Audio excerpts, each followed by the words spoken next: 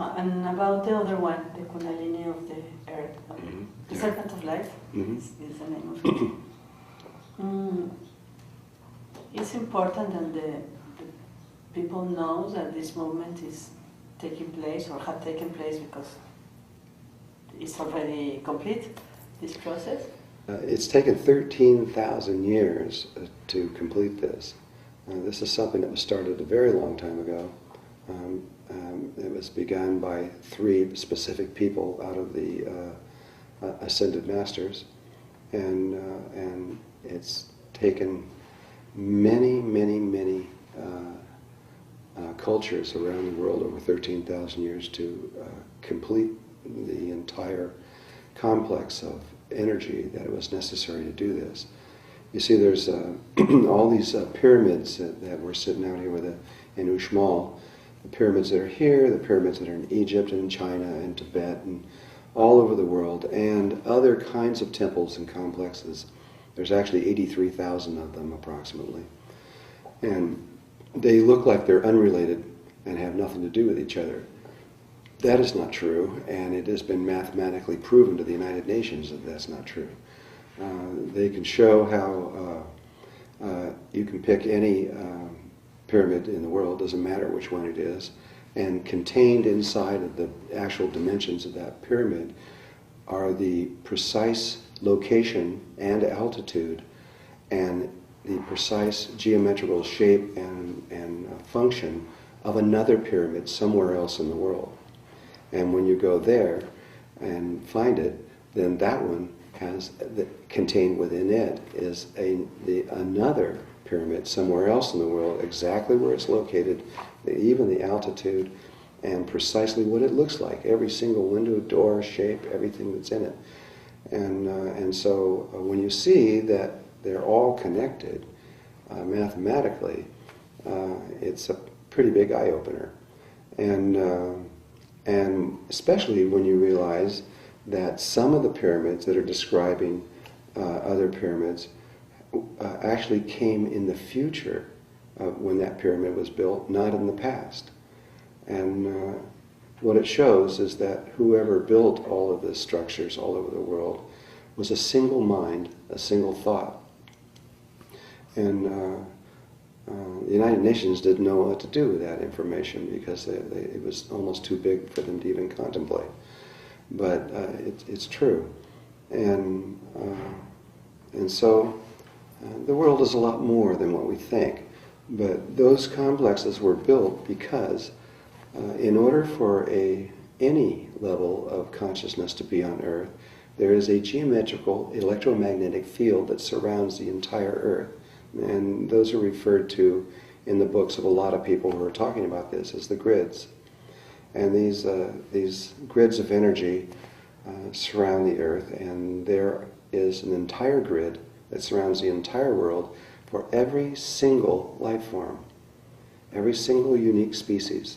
So a little bug walking on the Earth has a grid that surrounds the entire Earth that has to be there in order for its consciousness to exist and to have a physical form on Earth.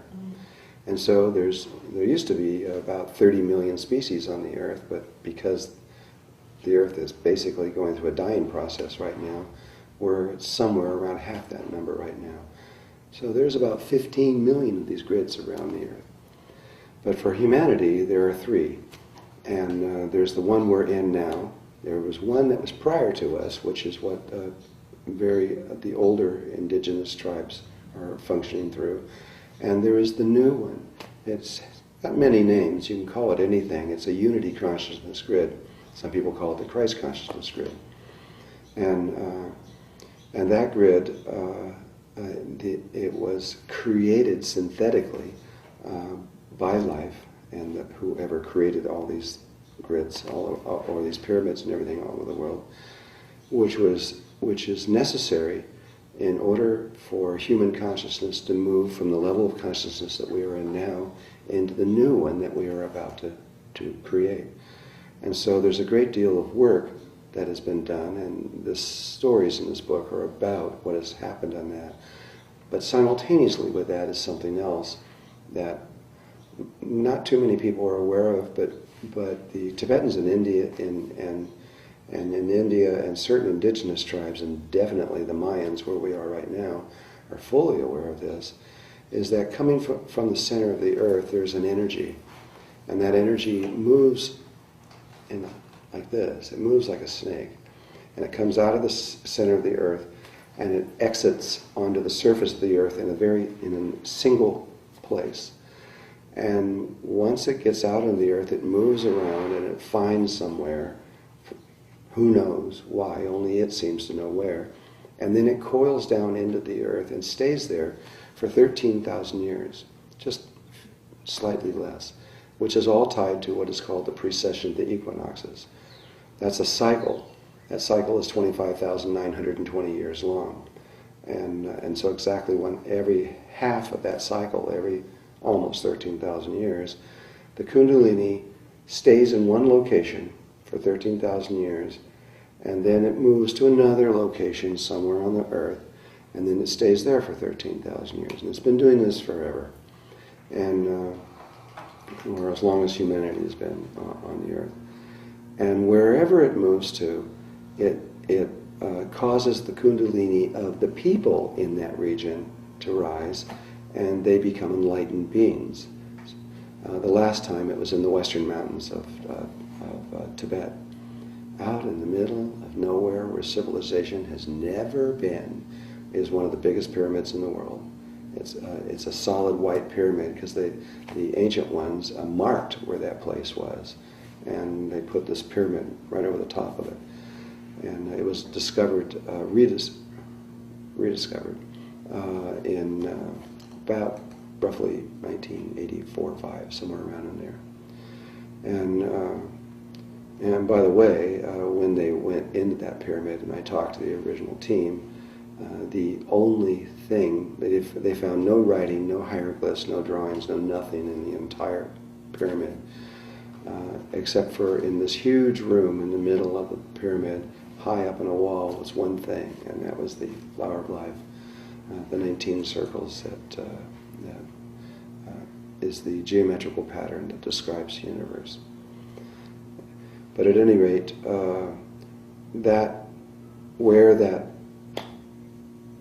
because and only for that reason, that because the Kundalini was in that location, that is why that region became such a brilliant light to the world. Why the Tibetans and the Chinese and the Indians evolved so rapidly.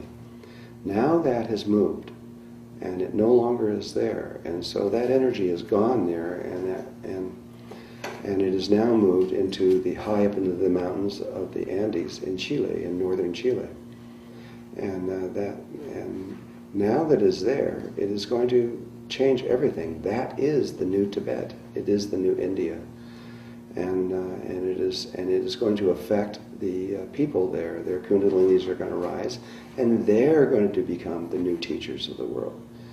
But it is a new pattern, because this cycle of the precession of the equinoxes is not a circle that just keeps repeating itself, but it is a spiral. And every time it comes around, the Kundalini changes its frequency, and that in turn releases the new teachings so that we evolve and don't just sit in one spot. And it's interesting that recently the Dalai Lama went to the president of Chile and asked if he and about 10,000 other Tibetans could immigrate and move to northern Chile. Wonder why they want to go there. So these pyramids, all the pyramids in the world, but maybe the Great Pyramid is one of the most important of all this. I don't know, this is what I want to ask you. Is related to the construction of the grid, of this Christ consciousness grid, so since 13... Actually, the grid began about 200 years prior to the beginning of the last cycle, and about 200 years before the pole shift. 13,000 years there was a literal pole shift of the earth, and it was about 200 years before that is when all this took place. that is the time the Great Pyramid was originally built. Egypt doesn't want to admit this, but the evidence is so strong that they still won't admit it. It's the same way with the Sphinx. The Sphinx is older than the Great Pyramid, and they're claiming, Egypt claims that it's roughly 6,000 years old. But Robert Schoch out of Los Angeles has proven scientifically that the wear patterns on the Sphinx are a minimum. I believe they've got I can't remember the exact amount. I believe it's about, I think it's 17,000 years or so old, just based on how, that's based if there were torrential rains pouring constantly day and night, that's how long it would take. Secretly, they believe it's over 200,000 years old. But it is definitely beyond any doubt whatsoever older than 6,000 years old. And so the Sphinx is far older than the Great Pyramid. The Great Pyramid is much newer, and it's just roughly 13,000 years old. So the Great Pyramid has been built 200 years before this shift? It was the first piece of the Christ consciousness grid to be built. And let me explain one other thing, and that is, why did they do this? Because prior to the fall, most of humanity was living in their hearts. There was a few that were not, very few, maybe 1,000 people. Most of humanity was totally focused in their heart. And so we had already attained a unity level of consciousness before. But because of these 1,000 people, and their misuse of energy, a very sophisticated level of energy, it caused the earth to fall and down through dimensional levels into where we are now, or in the way we've been speaking now, it caused us to move from our heart to our mind. Because we had obtained this level of consciousness a long time ago, because we were already there, life everywhere, specifically the galactic center, agreed that Earth could make a synthetic system for this to get us back to there. And that's usually not done. Usually, and not almost always, it's a natural process, and it just takes a very, very long time, and we eventually come to this unity consciousness without anybody doing anything. But again, because we had attained it once and then fell, then it was proved that we could build a structure all around the world, which is an extreme level of what is called geomancy, to manipulate the energies and internal and external energies of the earth to synthetically create this grid around the earth, which would then allow us to move from the mind back to the heart and into unity consciousness. If that grid wasn't there, we couldn't do it no matter what. And so that's why all this energy has been spent. You can just imagine how many millions and millions of human hours have been spent to build these blocks and these pyramids and these things all over the world to do this. But in order to save humanity, it's worth every minute of it.